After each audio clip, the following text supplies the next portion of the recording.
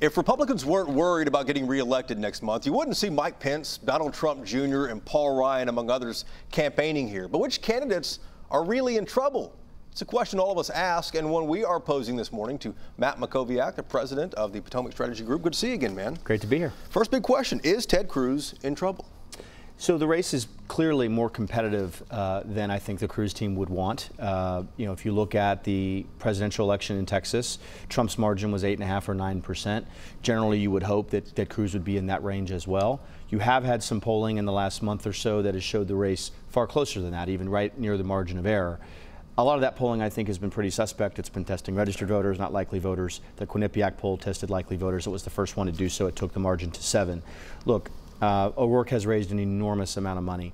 When the race was about personalities, he was making up ground. With the first debate, the race got away from personalities and went to issues. That's where Cruz has an advantage. Can make the case about Beto being outside the mainstream on key things, sanctuary cities, open to abolishing ICE, $32 trillion Medicare for all, those kinds of impeaching Trump. Those are not majority views in Texas. But look, this is a competitive race. O'Rourke has unprecedented resources for a candidate like him in a tough state like this. But Cruz, I think, is surging now on some of this backlash to the Kavanaugh story. Does it benefit Beto O'Rourke not to debate? So that's what's really interesting. It's a fascinating question because if you remember, O'Rourke called on to having debates, then Cruz put a proposal together for 5, as you know, better than anyone, and then Beto basically wouldn't sort of agree at the end to do the first 2, and then they agreed to do 3, and of course one of them got canceled because of Senate votes. Right. So it could, look, I think if Beto thinks he's ahead, he shouldn't debate. But they did do the first debate. They would have done the second had there not been Senate votes. They still have at least one more, and maybe they'll reschedule the second one. So, look, O'Rourke, to me, the thing that puzzles me is I don't see him with a path to victory.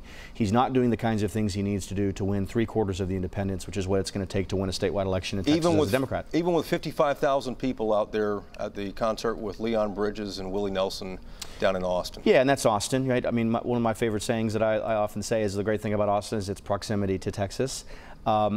So Austin is not representative of Texas politically, right? The fact you can get a big crowd in Austin doesn't mean that you're going to win in those suburban counties, that you're going to drive margins in other places. Look, to win statewide O'Rourke, to break that streak of not winning a statewide since 1994, he needs massive Democratic turnout, but then he also needs 3/4 of the independents and 10% of the Republicans, and he needs all 3 of those things to have a chance. Let me ask you, Matt, about Pete Sessions and Colin Allred. What do you think that's going to end up like? Yeah, close race, no question. I was in Dallas just the last few nights, and I've seen several of Sessions' ads. Have not seen Allred's ads on the channels I was watching. Sessions is getting a lot of help. He's in a powerful position, as you know, as Rules Committee Chair. It's one of the most powerful positions in Congress. Allred has raised pretty good money for a challenger. He also, I think, much like O'Rourke, is running as a progressive. He's kind of talking like a moderate, but his issues are fairly progressive. Yeah. So that's created enthusiasm and allowed him to raise money, but I think it's going to prevent him from having a path to victory. That said, Sessions is getting a lot of help. The vice president coming here tomorrow, you go down the list, he's getting a lot of help, and that's because it's an important seat. Final seconds, who loses? Which incumbent loses?